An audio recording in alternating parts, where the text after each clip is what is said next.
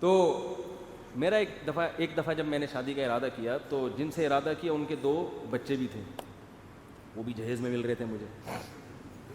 میں ذہنی طور پر اس وقت اس کے لیے تیار نہیں تھا. اچھا میرے اس طرح کے بیان سن کے نا، اب میں نے جب بیان کیا نا، میں نے بیچاری نابینا لڑکیوں کو پیغام بھیجا، لنگڑیوں کو اور لکوا کی مریضوں کو بھی پیغام بھیجا اس وقت. تو بھائی اس وقت بھیجا تھا، اب نہیں بھیج رہا. وہ میرے پاس فون آنا شروع ہو جاتے ہیں وہ کہ وہ اس طرح کا مسئلہ ہے، آپ تو میں کروں نہ کروں ایک الگ مسئلہ ہے، لیکن اس کا یہ مطلب نہیں کہ جتنے ملک میں جو بھی معذور ہیں تو وہ مجھ سے رابطہ کریں. یہ مطلب میرا نہیں ہوتا. میں رابطے پر پابندی نہیں لگا رہا، لیکن یہ مطلب نہ لیا کریں اس کا. صحیح ہے نا؟ اس وقت کی بات ہے جب لفٹ کرا رہے تھے، پھر تو کوئی لفٹ نہیں کرا رہا تھا ہم کو.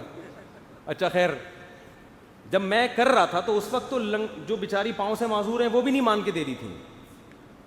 صحیح ہے نا؟ اب تو ہماری اتنی ساری ہو گئی ہیں نا شادیاں، اب تھوڑی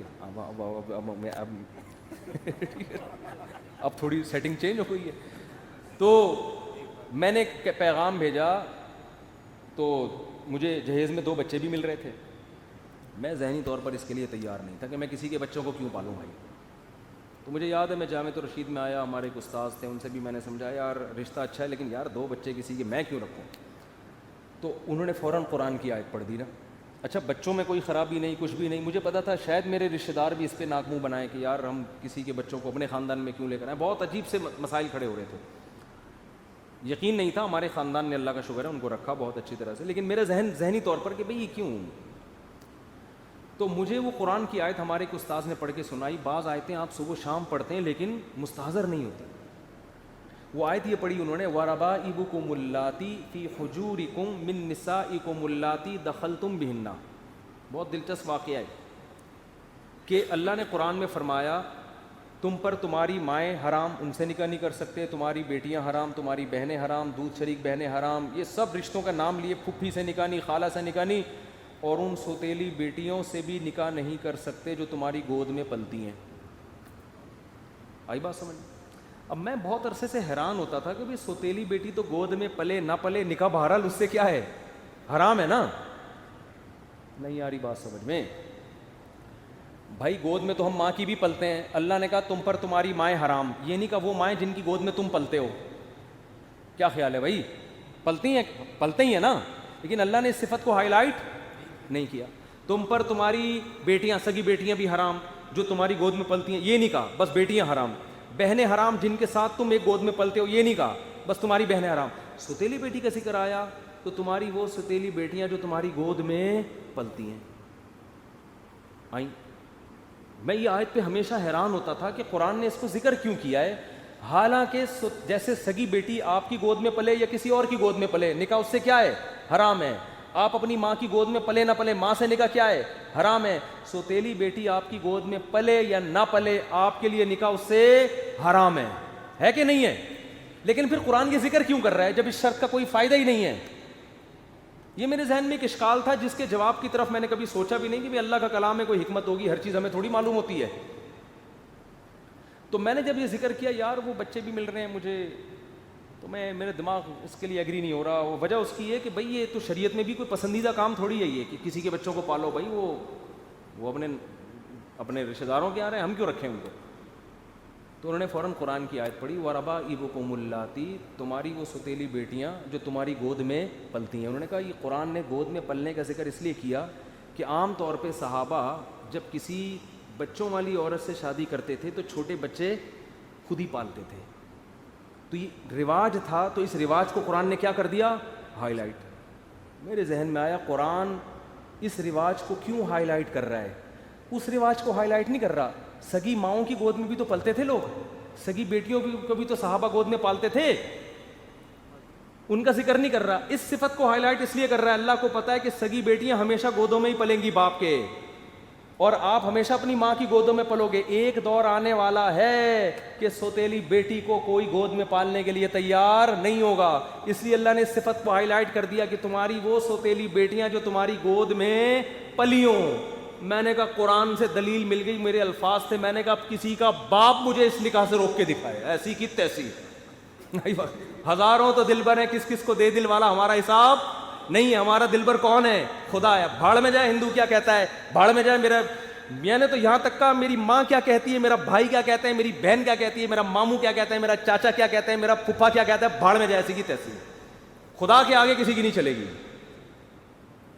تو میرے ایسے جذبات میں نے ایسی کی تیسی, اور اللہ کا شکر ہے میری شادی ابھی وہ بچی بڑی ہو گئی ہے اور رہ رہے ہیں, اللہ کا شکر ہے, اللہ برکتیں دے, اور وہی ہمارے پاس ہی آگے رہی, بچے بڑے ہو گئے وہ الحمدللہ. تو یہ 2008 یا 9 کی بات ہے. میں اتنا نیک نہیں ہوں جتنا آپ مجھے سمجھنا ہوگا, اور اتنے نیک, اللہ, اتنا فری ہونے کی ضرورت نہیں ہے.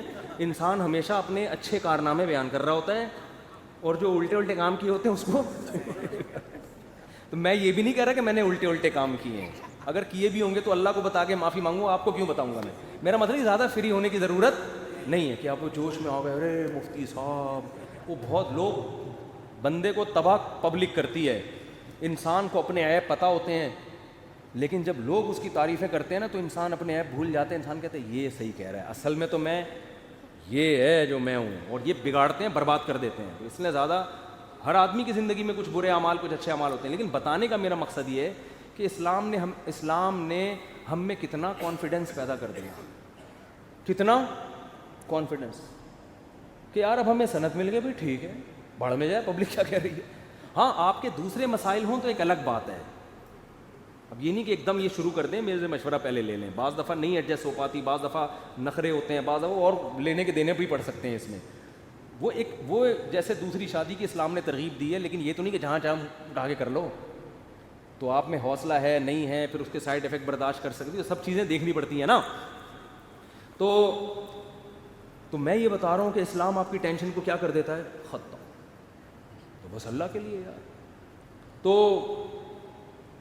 اس نے اتنی اس آیت نے مجھ میں کیا پیدا کر دیا, کانفیڈنس. میری اپنی بچی کی شادی میں نے بہت کم عمری میں کی ہے, بالغ ہوتے ہی رشتہ آ گیا تھا, اور بعض لوگوں نے کہا یہ کیا ہو رہا ہے. میں نے کہا بھائی رشتہ بھی ٹھیک ہے, کوئی مجھے سائڈ افیکٹ بھی نہیں لگ رہا اس کا, اللہ کہہ رہا ہے جلدی کرو, بھاڑ میں جائے. محلے والے کیا کہہ رہے ہیں, بھاڑ میں جائے, یہ بھاڑ میں جائے گا لفظ یاد رکھ لیں. وہ کیا کہہ رہا ہے, فلانا کیا کہہ رہا ہے, ڈمکانا کیا. بھائی اللہ نے حکم دیا, ہاں بچی سے پوچھ لو, اس پہ زبردستی نہ ڈالو, کوئی اگلا نہ راضی ہو تو پھر تو اللہ ہی کہہ رہا ہے پھر نہیں کرو. یہاں بھی اللہ نے 2 اور 2 4 کی طرح ہمیں کیا کر دیا, اللہ کہہ رہا ہے بھائی اگلا خوش نہیں ہے پھر نہیں کر سکتے آپ, پھر زبردستی نہیں ہے. ماں باپ اللہ کو نہیں مان رہے آج کل, لہذا ساری سیٹنگ کیا ہوئی ہے, آؤٹ. اپنے بیٹے پہ دباؤ ڈال, یہاں کرے گا تیرا باپ بھی شادی یہاں کرے گا. میں اس باپ سے کہتا ہوں آپ بیٹے کو فورس نہیں کر سکتے, یہ الاؤ ہی نہیں ہے.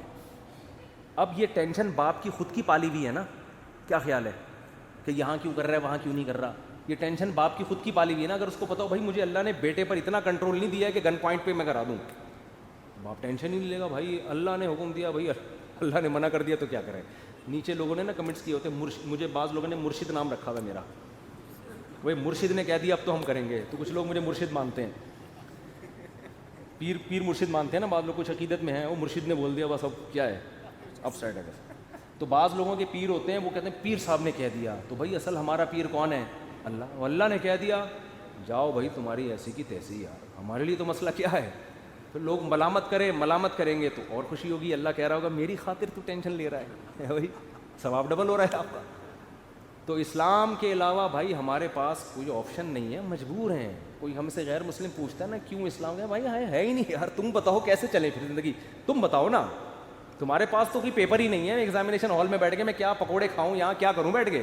میرے پاس تو یہی پیپر ہے جو سمجھ میں بھی آ رہا ہے, فطرت کو اپیل بھی کر رہا ہے, لکھا ہوا بھی سمجھ میں آ رہا ہے کیا ہے. وہ میرے گھر والوں نے قبول کیا, اللہ کا شکر ہے. ایسے نہیں ہمارے خاندان والے, میں مثال دے رہا ہوں. وہ بھاڑ میں جو میں نے سب ماموں چاچے کو پھینک دیا نا, مجھے ضرورت نہیں تھی, میں تو اپنے اندر کانفیڈنس پیدا کرنے کے لیے.